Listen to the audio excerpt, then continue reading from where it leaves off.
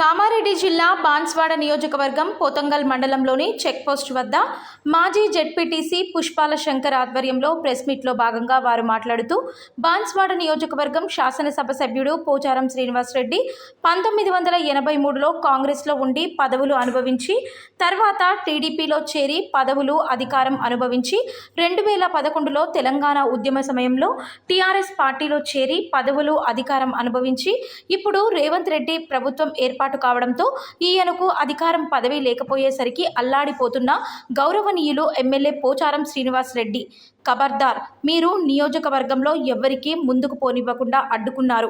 కాంగ్రెస్ పార్టీలోకి రావడానికి అర్హత లేదు, రానివ్వము అని మా మండలాల్లోని అన్ని గ్రామాల అధ్యక్షులు, ఉపాధ్యక్షులు, కార్యదర్శులు, కార్యకర్తల సాక్షిగా చెబుతున్నానని మాట్లాడడం జరిగింది.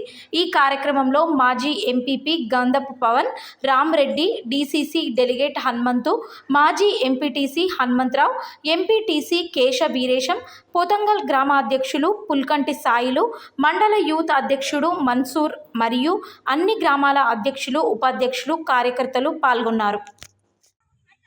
మరి అదే పార్టీ నుండి ఎన్నో పదవులు అనుభవించి మరి వారు ఇవాళ మరి కాంగ్రెస్లో జాయిన్ అవుతారని ఒక పుకారు స్టార్ట్ అయింది.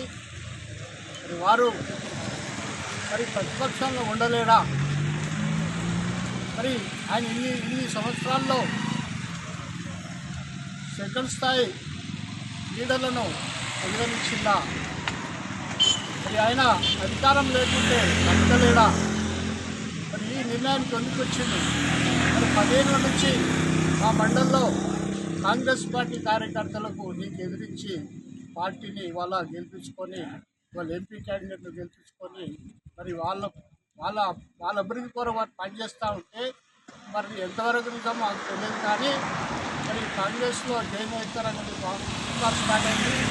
ఖబర్దార్ పోచారం గారు, మరి మీరు అధిష్టానం కూడా చెప్తా ఉన్నాము, మీరు అధిష్టానంతో మాట్లాడి మరి జాయిన్ కావాలని అనుకుంటున్నాము. కానీ అధిష్టానాన్ని కూడా రిక్వెస్ట్ చేస్తూ ఉన్నాము.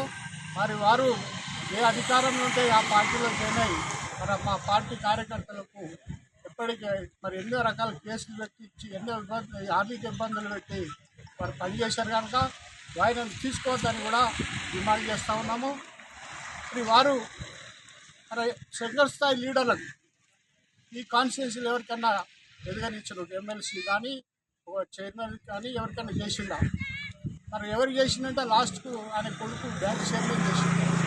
మరి ఇప్పుడు ఆయన ఉనికిని కాపాడుకోవటానికి, ఆయన ఆస్తులను కాపాడుకోవటానికి అధికార పట్టు రావడానికి ప్రయత్నం చేస్తున్నారు.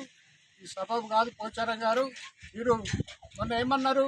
తిరుమల దేవస్థానం సాక్షిగా నేను కేసీఆర్ ఇవ్వడం ఉంటానని ప్రకటన చేసినావు. ఆ ప్రకటన ఏమైందని అడుగుతా ఉన్నాం.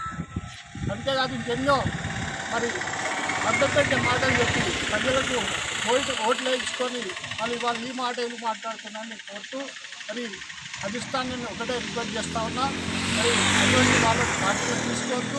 వాళ్ళ స్వార్థం కొరకు, వాళ్ళ స్వార్థ ప్రయోజనాల కొరకు వస్తున్నారు తప్పితే ప్రజలకు మేలు చేయడానికి కాదని చెప్తూ మరి ఇక్కడ వచ్చిన మా పార్టీ కార్యకర్తలందరికీ, పెద్దలందరికీ ధన్యవాదాలు సెలవు.